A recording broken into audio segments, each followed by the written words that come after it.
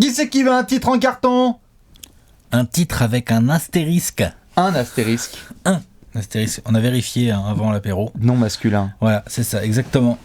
Légendaire guerrier gaulois qui s'est combattu évidemment aussi face aux forces romaines en 18 avant Jésus-Christ. On s'installe peinard en vous faisant la bise, petit sujet, gros sujet qu'on voulait aborder avec vous aujourd'hui en vous faisant la bise. C'est une question que de nombreuses personnes, qu'elles soient dans le monde du basket ou bien extérieures, en tant que simple observateur, se posent en ce moment. Quand on voit la reprise de la NBA en août, 31 juillet là, en août, et quand on va avoir une compétition en août-septembre, et même début octobre, est-ce que le champion de cette reprise de la saison 2019-2020 sera un champion en carton? Il va falloir qu'on en parle. En détail, tout donné, n'est-ce pas mon cher Alex? Moi j'ai mon avis sur la question, personnellement. Donc comme ça c'est bien, avoir un avis ça permet des fois de débattre. Exactement. Et d'en parler. Nous sommes d'accord. Redonnons les informations principales pour commencer. La NBA s'est arrêtée le 11 mars. Il y a 1 an et demi. Il y a eu une pandémie. Il y a eu 2-3 trucs. Ah non, on rigole pas. Non, mais je rigolais sur le côté, je redonne les infos et moi je troll en faisant le truc. Non. Très bien. Plus concrètement, ouais, on a un retour au 31 juillet. On a un calendrier qui nous est annoncé avec environ 2 semaines, un poil plus de 2 semaines pour faire 8 matchs de saison régulière par équipe, c'est-à-dire un petit rabotage par rapport à la grosse quinzaine qui restait par équipe. Tout à fait. 22 équipes seulement sont conviées au lieu de 30, c'est-à-dire 22 équipes, c'est-à-dire les 16 qui étaient mathématiquement qualifiées en play-off au moment où ça a été arrêté, plus 6 autres équipes qui mathématiquement peuvent encore espérer créer... Non, mais pour certaines c'est vrai. Certaines peuvent espérer. Genre les Blazers... les Pélicans, les Spurs, les Suns, les Kings, les Wizards. Les Spurs, les Wizards et les Suns, franchement, ça relève de l'exploit. Les Kings, les Pels et les Blazers ont un coup à jouer. Tu peux essayer de traquer Memphis. Surtout que play-in tournament entre 8 et 9 et tout. Tout à fait, mais Memphis ne va pas lâcher. Non, mais bien sûr que Memphis ne va pas lâcher, mais tu as une fenêtre de tir, on va dire ça comme ça. C'est ça. Et donc, du coup, évidemment, c'est une reprise de compétition qui va se faire à huis clos, dans une bulle, chez Mickey, à Disney World. À Disney World, à côté d'Orlando, où les joueurs ne pourront ni entrer ni sortir, devront dormir sur place à l'hôtel, tous. Pas de famille pendant les 2 premières semaines, accès limité même aux journalistes et tout. Enfin, contrôle avant, après le match, pendant. Voilà. Tiens, un coton-tige dans la gueule. Faut mettre en place une nouvelle compétition, faut mettre en place des tests parce que si jamais il y a des joueurs qui sont testés positifs, tu faudra les mettre en quarantaine et tout. Bien sûr. Enfin, donc c'est vraiment quelque chose de nouveau, d'expérimental. Tout à fait. Mais disons les choses clairement là-dedans dans ce sens. Ce n'est pas comparable avec une année de lockout. Parce que moi je le vois souvent ça. Non, ça n'a rien à voir. Non, on n'est pas sur une année de lockout. On parle donc, comme tu l'as très bien dit, si je fais un calcul entre mi-mars et fin juillet, on a donc 4 mois et demi sans basket pour certains, qui doivent quasiment reprendre avec des playoffs. Donc déjà de base, tu vas être sur un truc tellement unique et zarbe que ça fait poser des questions sur le championnat. Il va y avoir un simili training camp pré-saison pendant le mois de juillet. C'est ça. Et ensuite, ça va se pointer au 31 juillet pour faire un peu de régulière et enchaîner sur les playoffs. C'est ça. Je précise que les playoffs, eux, restent quasiment les mêmes. Il y a à peu près 2 semaines par tour. Ce qui est le cas quand on a nos playoffs, nous, d'habitude, de mi-avril à peu près mi-juin. Disons que là, l'avantage qui fait que c'est un tout petit peu réduit, c'est que tout le monde est au même endroit. Donc du coup, les back-to-back... t'as pas de déplacement, c'est pas du tout le même délire, quoi. Voilà, t'as pas besoin de 3 jours pour récupérer parce que t'as fait Miami-Portland en avion, quoi. Voilà. Là, t'es vraiment chez Mickey, t'es passé de chez Mickey à Dingo. Donc du coup, tu te dis, bon, j'ai joué avant-hier, je suis prêt pour le match suivant. Il va y avoir un petit côté village NBA, sans public... alors on va voir s'ils vont nous mettre un système de son là pour mettre des chants de supporters. T'as vu, ils l'ont pris. Putain, ils l'ont pris. C'est dans le free flow que j'en avais parlé. C'est quoi, ça avec Touquet? Je sais plus. Non. Si, Touquet Sound, je crois. Ouais. J'en étais sûr. On va voir et tout, mais en tout cas ils vont essayer de reproduire un truc, un semblant d'ambiance, on va voir. Mais ouais, t'as raison, la question que t'as posée au départ, c'est parce que du coup, il va y avoir un champion 2020. Oui. Enfin, sauf là, nouvelle kata ou quoi, mais a priori, ça va reprendre et tout. Et il y aura à terme un champion 2020. est-ce que ce champion 2020 est par définition un champion en carton du fait que tout change. Alors, tout est déréglé. Oui. Ce n'est pas du tout la post-season 2020 qu'on attendait. Tout à fait. Peut-être que ce soit avec nos expressions et avec ce qu'on a fait avec notre merveilleux Léonce visuellement, peut-être que carton c'est un petit peu trop. Enfin, ce que je veux dire par là, c'est que souvent l'expression qui est utilisée c'est astérisque, c'est-à-dire quand même, il faut aller jusqu'au titre. Il faut battre des équipes. Elles vont être là, les compétitions. En fait, il va falloir se les taper, ces adversaires. Donc, on ne peut pas dire, bon, allez, t'es champion, mais on s'en bat les steaks.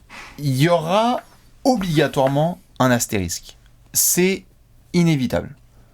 On ne peut pas enlever le fait qu'il y aura un astérisque sur ce titre. Mais un astérisque, quoi, il y aura... Mais tout dépend de la taille de ce foutu astérisque. Astérisque, c'est dans le sens, genre, ouais, c'est pas un titre qui vaut comme les autres, quoi. Tout à fait. Il y a un peu de ça pour moi. Exactement. Et je pense... je suis pas sûr d'être d'accord avec ça. Ok, très bien, bah parlons-en. Vraiment. Bah parlons-en. Dans le sens où ce sont des circonstances exceptionnelles. Bon, ok. Ça, évidemment. Imprévisible, je veux dire, franchement, début mars, nous on avait une soirée au Ninkasi avec des gens et tout, enfin on n'était pas du tout en train, on était plus en train, on a regardé un Lakers Clippers, on était plus en train de se dire, oh putain, la finale de conf dans 2 mois. Et regarde, les Clippers sont sur la pente ascendante, oh les Lakers, oh là là, tu vois, enfin voilà. Bien sûr. Ok. Circonstances exceptionnelles, mais tout le monde les subit. Je veux dire, parmi les 16 équipes qui mathématiquement étaient qualifiées en play-off, plus les 6 là, qui sont invitées pour faire 22, toutes ces équipes-là ont subi la même pause. Toutes ces équipes-là vont potentiellement avoir des joueurs qui vont revenir genre pas en forme. Elles sont tout autant à domicile qu'à l'extérieur, tout à fait, tout est sans doute pas, hein, j'aime bien, mais bon, lol, quoi. Elles vont toutes avoir... des problèmes de mise en rythme potentiels, c'est-à-dire qu'il y a des joueurs qui vont très bien se mettre en rythme, il y en a d'autres, on va arriver le 31 juillet, on va faire oh putain mais il avance plus machin, tu vois, genre ok, mais ça peut arriver à beaucoup de joueurs, donc circonstances exceptionnelles que tout le monde subit. Ensuite va y avoir des lésés, parce que j'ai beaucoup vu l'argument genre ouais mais eux ils se font avoir, eux ils se font léser et tout. Ouais, il y a des lésés, mais genre il y a toujours des lésés en sport. Après tout dépend le degré. Le degré et les causes surtout. Oui. Parce que là, la cause, personne n'y peut rien. Je veux dire, si, oui, il y a des gens peut-être... Il y a des gens qui ont eu des gestes un peu zarbe. Mais c'est pas... Dans le milieu des équipes NBA, il n'y en a aucune à qui peut être imputée la faute de ces circonstances exceptionnelles. Elles subissent tous les mêmes circonstances exceptionnelles, ces équipes. C'est ça que je voulais dire. Tout à fait. Et des lésés, il y en a tous les ans. Tous les ans, en play-off, je sais pas, mais rien que l'année dernière, on est là, genre, attends, ouais, les Raptors, moi j'ai vu des gens dire, les Raptors sont champions, c'est vrai, mais s'il y avait eu Kevin Durant et Klay Thompson qui se blessent pas, genre, est-ce qu'ils auraient été champions? Comme ça, c'est la loi du sport. Tout à fait. Là où donc des blessures et des paniers qui ricochent. Là où je veux en venir, c'est que du coup, là, à Orlando, il va y avoir des blessures. Il va y avoir des joueurs moins en forme que d'autres. Ouais. Il va y avoir des joueurs qui n'arrivent pas à se mettre en rythme. Il va y avoir des blessures au mauvais moment, tu vois, genre des trucs qui flinguent une série, quoi. La cheville de Kawhi Leonard, c'est en 2015 16 je sais même plus, tiens. 17 il y a Kevin Durant, non? Ouais, 2016 peut-être. Ouais, bref. Hein, tu vois de quoi je parle, quoi. Zaza, Leonard, tout ça. 17, pardon. Ouais, 2017, Zaza, Kawhi et tout. 2017. Voilà, ça, voilà, t'en as encore qui te disent aujourd'hui, attends, on menait et tout, on était en train de faire les Warriors. Ouais. Ça se trouve, c'est vrai. Hein. Oui. Bon, voilà, ça n'a pas été le cas. C'est la loi du sport. Donc, ce que je veux dire par là... c'est pas la loi du sport. Enfin, vas-y, pardon. Bah si, là, on va être sous les lois du sport. Des circonstances exceptionnelles que tout le monde subit. Et donc, est-ce qu'on pourrait pas dire que le champion 2020... ça va être l'équipe qui va trouver les meilleures ressources mentales et qui va le mieux s'adapter à la situation? Ah non, mais moi je suis d'accord en soi, objectivement, avec le truc de... Tu vois ce que je veux dire? En fait, c'est ça que je dis. Tout à fait, mais je suis d'accord, qu'on soit très clair sur ma position quand je dis que je suis contre et que je mets plutôt une astérisque, c'est pas, je veux dire que du coup, on s'en bat les steaks de ces 2 mois et demi à venir de PF, non. Ah non, je l'ai dit en je sais bien que t'as pas dit ça. Il va falloir qu'une équipe se farcisse toutes ses premiers tours, demi-finales, finale NBA, etc., avec... tout ce qu'on t'a dit, blessé et compagnie. Donc, le champion, on ne pourra pas dire que le champion a eu une route facile et c'est comme ça. C'est pas ça que je dis. Je dis simplement que quand on regarde toutes ces conditions qui, en effet, mettent les gens à égalité, moi, je ne peux pas enlever, évidemment, le fait qu'il y a des équipes qui par rapport à toutes les saisons de NBA qu'on a pu connaître jusque-là, et je pense que je peux c'est limite moins dire linéaire, hein, ça. Et ben quand tu t'es battu, comme on l'a dit, pendant 5 mois sur ton avantage du terrain, j'ai bien hâte de voir si on met des boules de feu ou que Non, mais eux, ils sont lésés. On en a parlé quand on a fait le free flow avec Simon. Et donc du coup, la compétition est lésée. La compétition est modifiée. Parce que du coup, moi je suis trop chaud si elle vous voulez. est modifiée, ça je suis d'accord. Bien sûr, donc du coup, moi je me dis, bon, très bien si on est en équipe contre équipe, parfait, mais on sait bien que les playoffs de NBA, c'est pas que ça, c'est aussi le push de ton public, c'est l'arbitrage, c'est tout ce qui va avec, c'est l'émulation médiatique, c'est ce qui fait que tu passes des caps. Moi je suis pas du tout, en fait, ce qui me travaille plus, c'est la réaction que vont avoir les gens en fonction du champion. C'est-à-dire que j'ai l'impression, perso... Si les Bucks sont champions, par exemple. Eh ben moi je pense qu'il y aura certes plein de gens qui diront des choses, mais on sera dans la continuité d'une saison où ils auront été dominants. Si les Clippers sont champions. Eh ben il y a peut-être des gens qui vont dire c'est la deuxième équipe de Los Angeles et ils ont bien profité de ça et du fait que LeBron ça lui a fait du mal d'avoir une pause. Bon, on pourra aussi dire genre LeBron et Anthony Davis n'ont pas été foutus d'être bons au moment où il fallait, selon les circonstances qui étaient les mêmes que celles de Kawhi et Paul George. Et tout à fait. Et moi je sais déjà que je serais le premier à dire la loi du terrain prédomine sur le reste, tout à fait. Donc il fallait les battre. Et si sont les Rockets, c'est l'équipe la plus en forme au 31 juillet. Et ben c'est comme ça. Et donc juste ils auront bénéficié de la coupure. Tout à fait, mais je ne serais pas étonné, en tout cas perso, qu'il y ait des gens, par exemple, en fonction, notamment du champion, et une attitude qui soit différente. Donc avec les Rockets se disent, attends, c'est Harden et Westbrook qui sont titrés l'année de Disney World. Enfin, genre ça dans va 10 ans, dans 10 ans, on sera là. Tu te souviens l'année de la pandémie en 2020 quand Harden et Westbrook ils ont fumé tout le monde mais quand on va faire parce qu'ils sont revenus au taquet. Quand on va faire le top 100 all time et qu'on va faire, il a une bague ou pas de bague? Ah non, tu sais, c'est la bague d'Orlando. On va être là genre. Ouais. Je pense qu'il y aura un avis malheureusement lié à ça, en tout cas à court terme, parce qu'après, à long terme, on verra dans les bouquins d'histoire et on va faire, 2019 Raptors, 2020 Sixers, 2021 je sais pas quoi, etc. Donc on se dira, ok, ça fait partie des livres d'histoire, il y a un champion. Donc il y aura un soulevage de trophées, il y aura une bagouze. À partir du moment où la NBA a dit de ne pas changer ça, je comprends. Mais tout à fait, mais ce que je voulais dire, c'est que évidemment, sur des circonstances qui lèsent un peu ceux qui étaient partis dans des bonnes régulières et qui avaient une bonne dynamique, c'est clair. Par rapport à d'habitude où très souvent, le premier et deuxième de conf, en fait, ils se retrouvent en finale de conf. Et tu l'as dit toi-même, il n'y a pas de surprise. Il n'y a pas tellement de surprise à ce niveau-là en play-off. Quand t'es bon en régulière, potentiellement, peut y en avoir un petit peu là, plus, c'est open clairement. bar, hein. Mais en fait, il y a aussi un côté genre, quelle est l'équipe qui va le mieux réagir à ces circonstances exceptionnelles?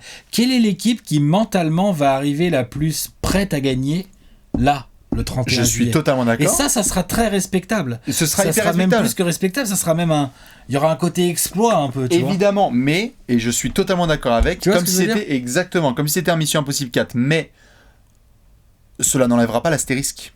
C'est-à-dire que les gens diront, c'était un exploit formidable, etc., mais c'est quand vous étiez tous au même endroit, au même moment, et que les gens étaient flippés, en fait, du fait qu'il y ait des tests avant, pendant, après. On ne sait même pas comment les joueurs vont être coachés. Donc l'astérisque, c'est pas pour dire c'est un titre qui a moins de valeur que d'autres. Non, c'est pour dire c'est un titre, souvenez-vous les circonstances de ce titre. Ah bah ouais, c'est bordel. Ça que ça veut dire. Ah bah évidemment. Ah mais c'est pas la même chose. Non mais bien sûr, bah oui, mais après il y a ce que nous on peut développer et il y a le raccourci qui va être fait au niveau mainstream. Raccourci, ouais. C'est-à-dire que les gens vont faire des raccourcis, ils vont dire bon, oui on peut faire la phrase complète de savoir s'il y a une astérisque par rapport aux conditions, etc. Mais la plupart vont dire important. Oui, tout à fait. Mais on va s'efforcer. Mais je pense que la plupart des gens aussi vont dire gros c'est un titre à astérisque parce que rien que là on a, et vous avez vu certainement les nouvelles qui sont tombées récemment, il y a des joueurs, à voir s'ils sont majeurs ou pas, mais il y a des joueurs, on avait déjà des prémices avec Lillard, et on est en train de voir des joueurs qui sont en train de s'exprimer entre eux au niveau de l'association, de dire on est obligé ou pas d'y aller forcément à cette compétition? Parce que moi les gars honnêtement, je flippe un peu pour ces histoires de santé, s'il faut se revoir en décembre, salut les frères, et en fait à ce moment-là, personnellement, je peux pas dire que c'est comme si le mec avait été blessé, c'est que ça sera la compétition où Damian Lillard il s'est assis parce qu'il voulait pas jouer en fait, parce qu'il y avait des vraies galères sanitaires. Et donc je pourrais pas me dire ah oui non si vraiment c'est l'équipe qui est championne parce qu'ils ont battu une équipe où en fait il leur manquait certains joueurs clés. Ça va être hyper intéressant de voir ça, et sur les entraîneurs aussi. C'est fixé cette histoire d'entraîneur ou pas? Non, c'est pas fixé encore. Bon si t'es si t'es les Rockets, c'est que t'es coaché par Jeff Delic finalement, enfin je sais plus si il y a. Mais en fait c'est pas Mike D'Antoni. Tu dis quoi? Que c'est lésé ou c'est pas lésé? C'est pareil. Pardon, c'est pas vrai. Ah mais tu vois, je me dis c'est un peu... Non, mais attends. Mais par contre, je te rejoins totalement. Je comprends le côté astérisque, mais on lui donne peut-être un petit peu trop d'importance. On oublie peut-être que tous les ans, en play-off, et je veux pas comparer les circonstances, on va pas commencer à comparer les contextes, mais tous les ans en play-off, on a des discussions en mode « Ouais, mais... » Mais quoi ? Tous les ans. Bah ouais, mais nanana, alors déjà t'as toutes les blessures. Mais ça fait partie du jeu en fait. T'as, je sais pas, la suspension de Draymond Green. Mais ça fait en 2016 dans le comeback. Bah, je sais pas. Ça fait partie de la NBA. T'as eu des scandales. T'as eu des scandales au niveau de l'arbitrage. T'as plein de choses. Il y a plein de choses dans le sport de niveau qui peuvent entre guillemets. Alors là, évidemment, on est face à des circonstances majeures. Mais c'est une interruption de saison. Pendant de longues semaines, presque 4 mois en gros, quoi, à peu près, quand ça reprendra.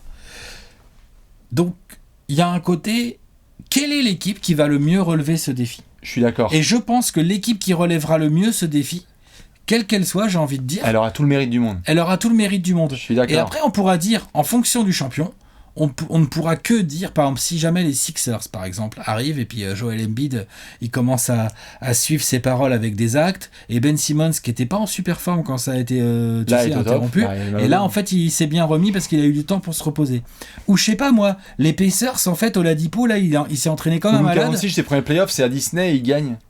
Il s'est entraîné comme un malade, Oladipo, là, tu sais, il avait quand même un peu de mal, il n'était pas encore revenu, Oladipo, puis là, en fait, là, ça lui a fait du bien parce qu'il a eu du temps pour se mettre en forme, et puis la pré-saison, il était au taquet, et puis il se dérouille un peu en régulière, les Pacers arrivent en play-off, sont hyper chiants à jouer. Il peut se passer des trucs comme ça, et on dira, putain, l'interruption, elle a trop avantagé ces équipes-là. Ce sera vrai. Et pas de problème. Mais voilà, quoi. Mais et qu'on soit d'accord, quand je dis astérisque, peut-être qu'il y a beaucoup de gens qui mettent une connotation négative à ça. Oui. C'est pas que négatif. Bah pour moi, ça l'est même pas, en fait. Et moi, en fait, quand je parle d'astérisque, c'est positif, c'est que je ne suis pas étonné. Et Dieu sait si la NBA est gérée aussi par son script, et Dieu sait si les champions, à chaque fois, on refait à l'année, et on se dit waouh, c'était incroyable, qu'est-ce qu'ils ont. Toronto a réussi à passer l'obstacle, le shoot de Kawhi, etc. Une équipe qui, justement, comme tu le dis bien, se soude, réussit Orlando dans ces conditions, etc., elle aura une saveur particulière, cette bague. Mais, vu qu'elle sera différente des autres, j'ai un peu de mal. C'est ce qui fait que parfois, quand on est en off, quand on est en off, ça nous arrive même nous, entre nous, de dire oui, bon, 2002... Bah les Lakers sont champions, mais les Kings sont champions. Donc tu mets une astérisque sur le titre des Lakers. J'ai jamais mis d'astérisque, déjà c'est un astérisque. Donc oui, donc tu mets un astérisque, une astérisque, une obélix. Non, mais ce que je veux dire par là, c'est que ça, ou 2016... T'as déjà mis un astérisque sur le titre des Lakers de 2002? Non, je sais qu'il y a des gens qui ont mis des astérisques sur les titres des Spurs. Ça, c'est Phil Jackson. 99. Ouais.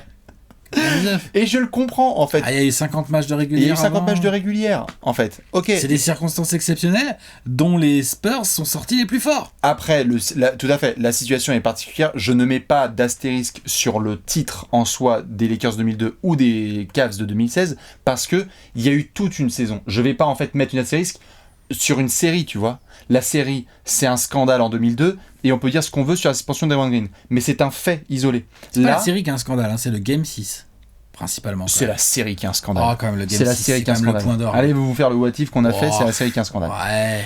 Et lancé. Ouais. Mais donc tu vois, c'est la série qui est isolée. Là, j'ai le sentiment que c'est la saison en fait. 4 mois et demi et tu dois redémarrer direct en playoff. Je pense que le champion sera. Mais après, on va dire quoi ? Vraiment spé. On va dire, ouais, la saison 2021, ça démarre en décembre, on est tous déréglés. Non. Ça se finit en août, bon, on a un astérisque. Ah non. Bah non, pas du tout. Pas du tout. Bah non, après, ça dépend si tu es évidemment dans une salle qui est totalement fermée ou si tu peux te trouver dans une salle. Peut-être. Et bah peut-être que ce sera ça. Mais il s'avère qu'on sera déjà un peu plus quand même dans une dynamique où tu auras un début de saison. Et de la continuité. Et un peu de continuité. Oui, ok, d'accord. Et donc, bah là, si tu as un calendrier qui ressemble à peu près. Enfin, moi je suis pas étonné, vu ce qui a été dit notamment par Travis Schlenk, le GM des Hawks, et des fuites qui commencent à y avoir au niveau du prochain calendrier, il y aura beaucoup de back-to-back. Ils veulent raccourcir le bordel parce qu'il y a des JO derrière à faire. Ils veulent 82 matchs sur la saison 2021-21, quoi, en gros, et essayer de voir si ça peut se passer. Bon, et ben ça ressemblera. 82 matchs au printemps. C'est ça. Et ben peut-être que ça mènera à un calendrier qui se rapprochera de ce qu'on voyait en 2008-2009. Et donc ce sera quelque chose qu'on aura peut-être déjà connu en termes de back-to-back. C'est possible. Et Moi, je ne mettrai pas d'astérisque. Ce qui pourrait vraiment me décider... Aujourd'hui, franchement, j'ai pas envie de mettre d'astérisque du tout en avance sur ce titre. Sur ce champion, ce titre, comme vous voulez. Ce qui pourrait, moi, c'est une fois qu'on va être devant les matchs visuellement, quelle gueule, quel niveau de jeu on va vraiment voir. Tout à fait. Pour le coup, moi... Si ça joue vraiment mal, si j'ai vraiment la sensation que ça joue pas terrible, il y a aucun shoot qui rentre, ou ça défend pas, ou je sais pas quoi, ou quoi, tu vois, là ouais, je peux peut-être commencer... Qu'est-ce que c'est que ce match de Pro A ? Exactement. Je peux commencer à être taquin. Non, tu rigoles pas. On sait non, très non, bien. en plus c'est la Jeep Elite, c'est pas la Pro A. Ouais. Je peux commencer à être taquin en mode ouais, alors là, ok, d'accord. Mais si ça joue, et que ça revient motivé, ok, il y aura pas de public et tout, mais qu'on voit nous, parce qu'on va les voir les images, donc on va être capable devant notre téloche de comparer avec ce qu'on voyait avant. Ça, on va pouvoir le faire. Oui. Genre, ok, en termes de niveau, ce que je vois, à quelle vitesse il se déplace Harden, à quelle vitesse il se déplace Giannis, et comment ils fonctionnent les Celtics, est-ce que le ballon circule toujours aussi bien à Miami, enfin, et ainsi de suite, et ainsi de suite, et ainsi de suite, d'accord ? Bon, eh ben, si ce n'est pas le cas, et qu'on a vraiment un niveau de jeu beaucoup plus bas que ce qu'on aurait pu être en droit de s'attendre dans la continuité de la saison 19-20, là ouais. Ok. Mais tant que j'ai pas ça sous les yeux, pour moi il y a zéro astérisque. Je te mets un exemple, tu me réponds. Un exemple tout simple sur la tête. Vas-y. On a déjà la situation médicale que l'on connaît qui est, au-delà de tout ce qui est sanitaire, qui est, on a déjà connu des saisons où les matchs étaient raccourcis, où c'était difficile pour les joueurs de retrouver leur rythme et où les blessures... Les matchs raccourcis le nombre de matchs raccourcis, ouais, okay, et où du coup il y avait des blessures qui étaient plus importantes. C'est un fait. C'est un fait juste, il y a tout à fait la loi du sport où tu as des blessures, mais il y a aussi parfois les lois de la physique qui fait que quand tu reprends un rythme tout d'un coup, etc. Donc, imagine, tu es dans une situation comme ça. Il y a ce script qui existe déjà, dont on parle maintenant en juin. Et, Game 2, LeBron se claque la cuisse. Ouais. Mais là, il ne va pas avoir un nombre de matchs resserrés, là, les joueurs. Non, mais attends juste. Il y a LeBron qui se claque la cuisse. Quelle sera, potentiellement, on va nous dire que c'est parce qu'il n'a pas joué pendant 3 mois ? Quelle sera la réaction logique et générale de beaucoup de gens qui vont dire vas-y, ça peut même pas être des vrais playoffs, il y a des stars qui se blessent. Ça arrive à tous les playoffs, ça. Moi, là, pour le coup, je le dirais.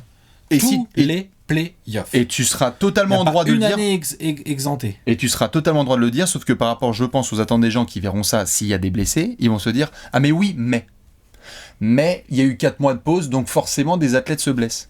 Mais attends, d'ailleurs, peut-être qu'il y a des... Et donc ça va créer des peut-être qu'il y a des mecs qui vont se blesser parce qu'ils ont eu une pause trop longue et parce que les 3 semaines de training camp leur ont pas suffi pour se remettre en route. Mentalement, ils sont tout à fait envisageable. Bien sûr. Mais il y a aussi le cas inverse où des fois, il y a des mecs qui se blessent dès le premier tour de play-off parce qu'en fait, ils arrivent un peu en bout de course parce qu'ils ont déjà 80 matchs dans les pattes. Mais tout à fait. Donc en fait... Mais je n'isole pas. T'as peut-être des mecs, tu vois, je parlais des mecs qui allaient revenir. Ben Simmons, Oladipo, qui ont eu du temps en plus par rapport à ce qu'ils auraient eu clairement normalement avant de jouer les playoffs.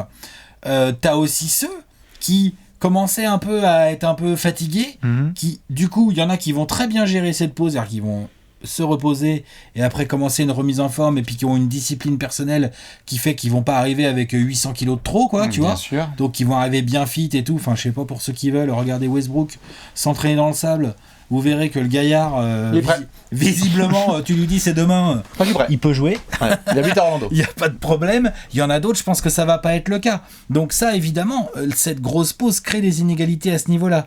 Mais ce que j'essaye de dire, c'est de faire relativiser les contextes. C'est-à-dire que là, on a un contexte complètement exceptionnel, mais il n'est pas du tout dit qu'il soit moins bon pour les mecs, que pour tout le monde, il soit moins bon. Je ne pense pas. J'entends. Moi, je veux bien l'avis, évidemment, de tout le monde, et dites-nous justement sur cette question où est-ce que vous positionnez. Après, ça dépend aussi de l'équipe dans laquelle on se situe, parce que je sais aussi, c'est très intéressant de voir notamment comment est-ce que les fans liés à certaines franchises réagissent différemment. C'est-à-dire que tu en as qui sont plutôt mal positionnés et qui font genre « Oh, c'est un peu astérisque quand même ». Et puis il y en a qui sont replacés qui disent genre « Quoi ? Attends, pardon, moi ça va être interdit dans le carton là, alors que j'ai bûché pendant 50 matchs. C'est clair que si t'habites à Los Angeles et que tu mets du jaune et violet tous les soirs, ou du rouge et bleu, t'as pas du tout envie de mettre d'astérisque à ce titre. C'est ça. C'est évident. Moi je pense que c'est plus mental. Ça, c'est vrai qu'il faudrait pouvoir questionner des joueurs parce que nous on n'a pas cette expérience là, mais Evan il pense que c'est un peu bon. C'est plus mental dans le sens genre ça va pas être facile après une pause aussi longue de trouver les bonnes ressources mentales pour déjà, te motiver, te remettre dans une discipline et, bien sûr. Et être compétitif. Oui. Ça n'a pas être si simple. Ah bah non. Ça, je le comprends, je le conçois parfaitement. Bah, c'était Evan qui disait sur Twitter, non, il posait la question, perso j'ai mon avis, vous pensez que le champion de cette année aura un astérisque à côté ou pas?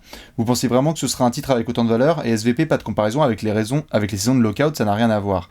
C'est clair, il a raison. Physiquement et mentalement, je pense que ça n'a rien à voir. S'il y a des joueurs qui passent par cette vidéo et qui veulent nous donner leur avis, n'hésitez pas. Parce qu'il y a évidemment la position qu'on a dans le canapé et celle aussi que tu as en tant qu'athlète professionnel. Ouais, puis je pense que chaque athlète, après, tu as des points communs. Et après, je pense que tu as les athlètes qui réagissent pas forcément de la même manière. Bah ouais. Je sais pas, j'imagine. Et qui n'ont pas eu les mêmes conditions de maintien physique ouais, aussi. Puis t'as pas c'est des corps. Tout le monde quoi. n'a pas un décor. Genre, je pense que Trae Young, c'est un peu plus facile à mettre en route que Anthony Davis, par exemple. Ouais, et par puis, exemple, tu vois. bien sûr. Tu vois, je pense que c'est pas même taille, pas même poids. Bien sûr. C'est quand même pas le même délire. Et quoi. peut-être que des rookies très importants qui en fait n'ont pas encore le multipalace avec salle de cardio. Ils ont pas pu trop s'entraîner comme ils voulaient. Alors que LeBron, évidemment, par rapport aux moyens qu'il a, bah ça... bon, bah on a pu se maintenir en forme, quoi. Ah bah ça c'est clair, t'as raison. Les moyens qui ont été mis à disposition de certains joueurs Ne sont pas les mêmes. La volonté, l'envie. Tu vois, Lillard, on a bien compris. Hein. Là, il se l'a pas trop refait de déclaration, mais on a bien compris. L'autre... Et il y en a, je sais plus, il y en a d'autres comme ça. Avoir super envie. Je crois, tout à fait, je crois que même c'est Kyrie qui a dit moi je vais les accompagner mais je joue pas. Ok, très bien, c'est un choix, c'est leur choix de joueur. Mais du coup, accompagner, c'est quoi? Parce que. Oui, mais. Vas-y, cours, Spencer. Tu prends des risques quand t'accompagnes. Tu prends des risques quand t'accompagnes. Ah, mais après, ne me demande pas de valider ou ne pas valider les décisions de Kyrie Irving. Hein. Je pense que t'en prends un peu moins qu'en jouant. Hein T'en prends un peu moins qu'en jouant, mais t'en prends quand même. Oui, tu en prends quand même. Mais je. Oui. Bah, non, mais c'est vrai. Oui, tout à fait. C'est une déclaration pleine de bon sens, ça. Ouais, mais après, je l'ai peut-être pas forcément. Les fans des Nets vont mal le prendre. Ah, mince. Non, mais voilà. Non, mais j'avais vu que de toute façon, ils joueraient ni l'un ni l'autre. Ni Kyrie. Oui, non, KD, ça a été annoncé, etc. Mais je crois que Kyrie était dans une dynamique d'accompagner ses coéquipiers, donc voilà. Mais tu vois, genre, bon, KD, là, il joue pas. Il fait le choix, visiblement, de la patience, alors que, apparemment, on aurait pu imaginer qu'il puisse être opérationnel. Peut-être pas tout à fait à 100%, mais opérationnel. Il fait le choix de la patience.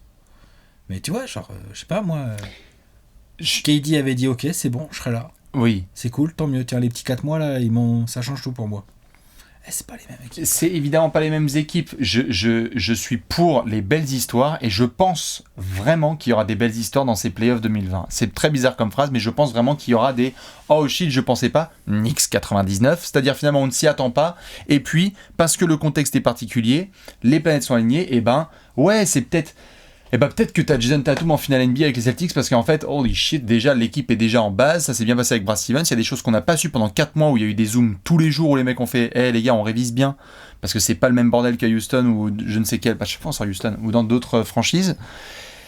Et il y en aura des belles histoires. Et moi je serai le premier à supporter, mais c'est juste, je préviens, moi je serai le premier vraiment sûr et certain à dire bravo aux champions, il n'y a pas de souci, mais préparez-vous publiquement parce qu'il va y avoir des gens qui vont dire si c'est Jason Tatum, on s'en bat les couilles. Si c'est machin, on s'en bat. Et si c'est Giannis ou LeBron,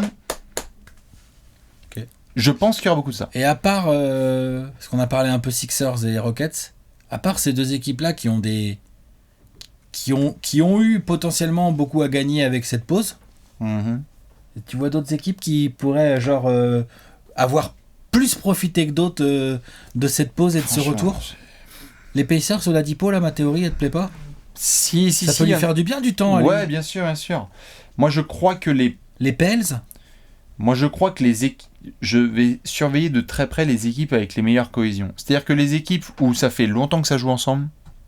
Ouais. Bon, bah du coup, ça reprend, tu vois. Genre les Celtics. Bah les Celtics. Raptors. Non, mais je veux dire les Celtics, ça. Alors oui. C'est plus les équipes qui ont vraiment une fondation depuis plus que la saison dernière, tu vois. Donc les Raptors, par exemple. Toronto, par exemple. T'as un Marc Gasol qui a bien profité, rien, il est pichon, il est bien, ça rejoue. Bon, bah ça y est. Tu sais déjà ce que Nick Nurse... Le Jazz. Tout à fait. Nick Nurse, tu sais qu'il peut être comme ça, il peut faire le gars, on y va, ils savent tout ce qu'ils doivent faire. Le Jazz par rapport à toutes les petites rumeurs à la con qu'il y a le Jazz, je suis un peu moins le sûr, vestiaire et tout. Tu crois que ça leur a fait du bien ou pas les quelques mois là? Je sais pas, mais je pense que par exemple Denver, quand tout le monde se fout de la gueule de Jamal Murray, bah attention. Parce qu'en fait, cette équipe-là, les mecs, ils jouent ensemble depuis des berges. C'est vrai. Et que quand ça reprend, tous les systèmes, ils sont exécutés, tout se passe bien, les équipes, elles sont jeunes. Moi, je vais vraiment mettre le viseur sur ceux qui ont des cohésions d'équipe qui semblent stables. Quoi. Les Suns sont complets aussi, il faut se méfier. Hein. Mais c'est con parce que tu vois, si t'étais dans une continuité par rapport au début de saison, mais c'était en octobre dernier. Ils sont trop loin. Ils sont trop loin mathématiquement, faut arrêter. Oui, bien sûr. Peut-être que Portland, tu vois, après ce qu'ils ont vécu l'année dernière, il y a eu beaucoup de changements. Il y a quand même eu du changement. Il y a eu quand même du changement. Peut-être il y a eu du changement. Non, moi, Toronto, tu vois, je surveillerai de près. Miami. Il y a Butler, mais sinon il y a quand même un peu Miami peut-être, il y a eu beaucoup de changements, mais tu vois, on verra. Je vais garder un œil sur tout ce qui est Denver et Toronto par exemple, parce que moi c'est surtout le niveau. Toi c'est qui ? Moi c'est surtout Pacers, je crois beaucoup au fait que les Pacers ont un noyau qui fonctionne bien même s'il y a eu du changement et qu'ils ont beaucoup pâti de l'absence de Oladipo et de son retour un peu trop timide. Ouais. Et je pense qu'avec Oladipo, je suis très curieux de voir comment Oladipo, je veux dire le vrai Oladipo, hein, pas celui qu'on a vu là en janvier, pendant 15 matchs. Ouais. Je pense que c'est une équipe qui peut tirer son épingle du jeu et surprendre avec des belles valeurs, un bon jeu collectif, plusieurs joueurs capables de faire la décision. Je pense que ils peuvent se motiver et ça va beaucoup dépendre du niveau athlétique auquel Oladipo est capable de jouer. Eh ben écoute, on va surveiller tout ça. Mais je vais surtout surveiller le niveau global. Ouais, le niveau global, je suis bien d'accord. Dites-nous quelles sont les choses que vous attendez le plus justement sur cette reprise NBA. Est-ce que, à la grande question, vous répondez astérisque ou non ? On se retrouve évidemment bientôt pour d'autres petites vidéos Trash Talk en attendant le retour de la NBA le 31 juillet. À très vite sur la chaîne YouTube de Trash Talk. Ciao, ciao.